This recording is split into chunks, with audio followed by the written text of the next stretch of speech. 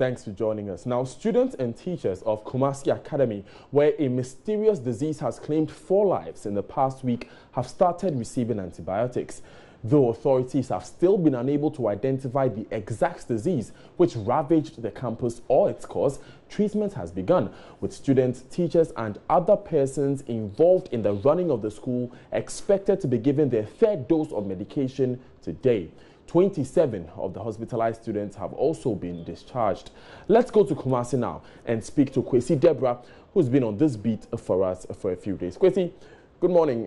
Thanks for joining us. Now, what is the latest with the giving of medication to these teachers and students? I am here at the KNUST Hospital, and I have seen a number of parents who are anxiously waiting to be told what is really happening to their wards. We were told by the administration that now the number is 16. Those on admission is 16, and those who have been discharged are 2. 2 students have been discharged, and 16 are here. And we're going to be brief, but I've been speaking with some of the parents, and they are quite anxious. The administration have told them, the medical officers have told them that they are in a stable condition as a result of the administration of the antibiotics. They still are doubtful. They don't believe it. So we're waiting on the authorities. They are going to have a meeting, and they will tell us what is now up. Kwesi, if you are close to any of these parents, I'd be curious to hear what exactly they have to say. Unfortunately, because they are in that mood, they are not willing to speak. But I'm thinking that if they can, when they're able to get out of that mood, we'll be able to speak to them. But they are not willing to speak right now. It's definitely a difficult time for them. Do we have any updates on what is happening in the school? No, right now. Now I don't have any updates, but what I'm also hearing from the KUMACA Teaching Hospital is that now 3 who were on admission have been administered with antibiotics, and they are also in a stable condition.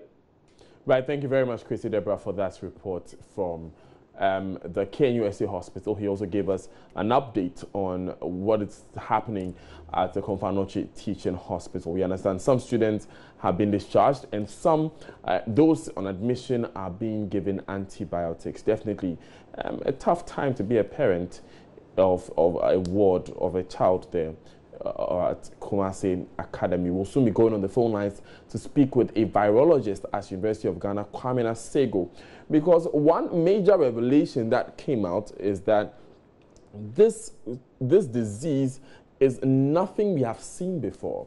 So we'll try and understand from him what protocols the health authorities should take now, what sort of tests are being carried out, what he expects as a next step, any advice to parents and concerned Ghanaians out there.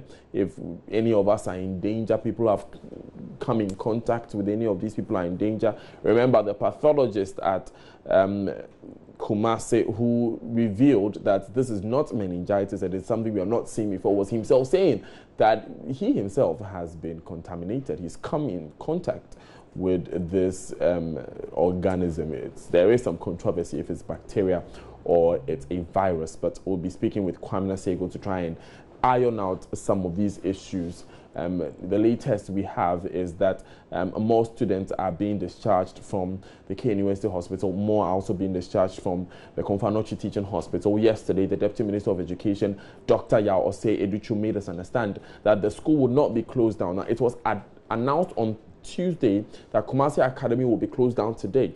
But what we were told after the Deputy Education Minister visited the school yesterday is that the school will not be closed down. The Health Minister, Kweku Agyeman, explained in Parliament that this is to protect the general public and the students themselves, because, like we keep saying, we do not know what exactly is affecting these people, and so it will be dangerous to put them out. Let's go on the phone lines now and speak with a virologist at the University of Ghana, KUMACA. Thank you very much, sir, for your time.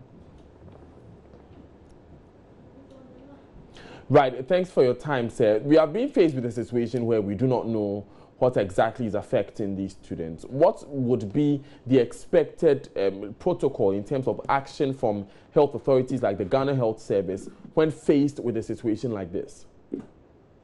Hello? Right, sir, can you hear me? Yeah, okay, I can hear you. I thought you were speaking to someone else, sorry. Well, the question was to you that what is expected from the Ghana Health Service, the Ministry of Health, in a situation like this where we do not know what exactly is the disease that has killed these students? I can't hear you too clearly, but if I'm right, you're saying what is expected from Ghana Health Service? Exactly.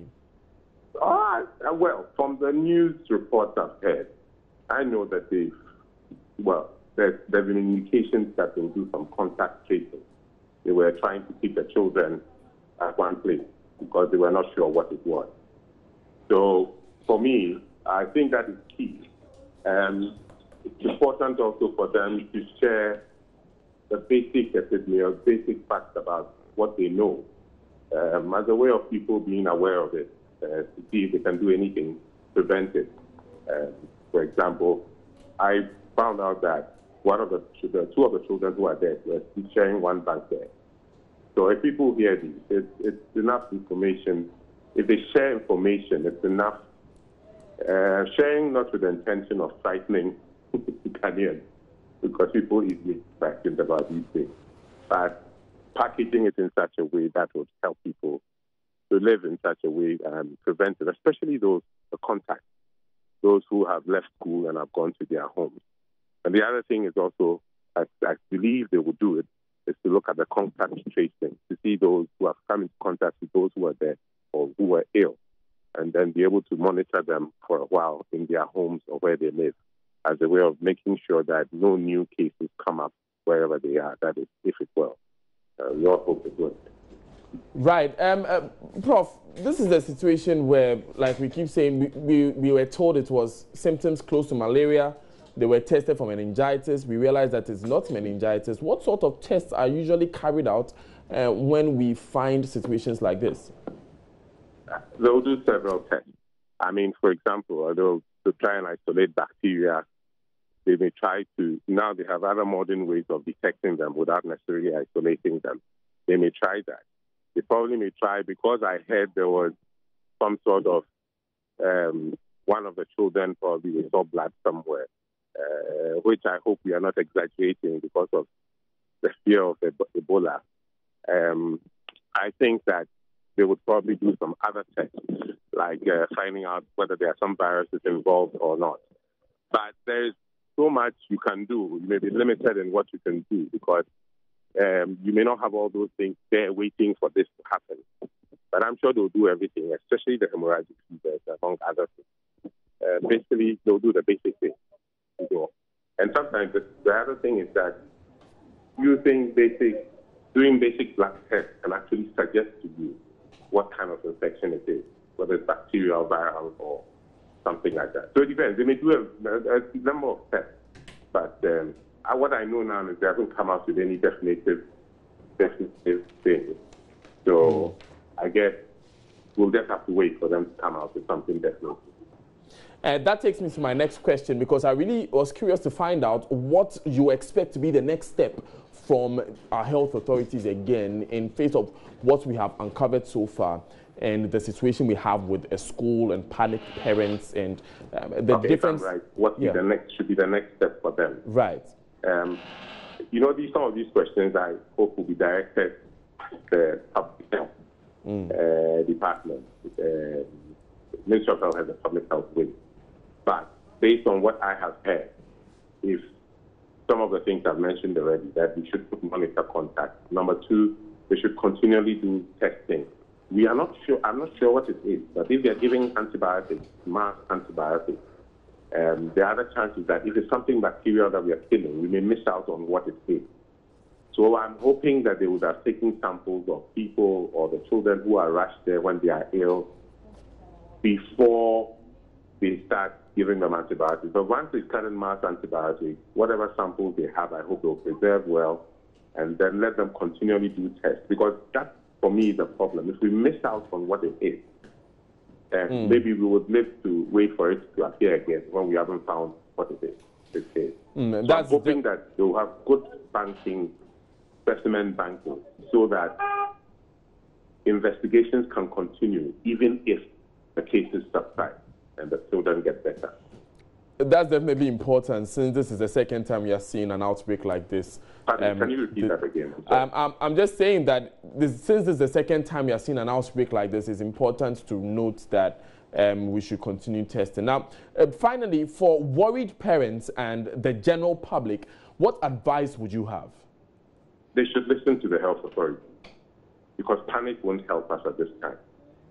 For example, rushing to take your children out of there to bring your child home may not actually be advisable, because they probably have better ways of containing the children in the school. I don't know the school properly. And they have better ways of handling it. So they should listen to the health authority and believe that they will give them guidance as to what to do. Because the aim is not just to prevent more deaths. The aim is also to prevent others from spreading even outside the school. Thank you very much, Professor Kwame Nasego. He's a urologist in the University of Ghana.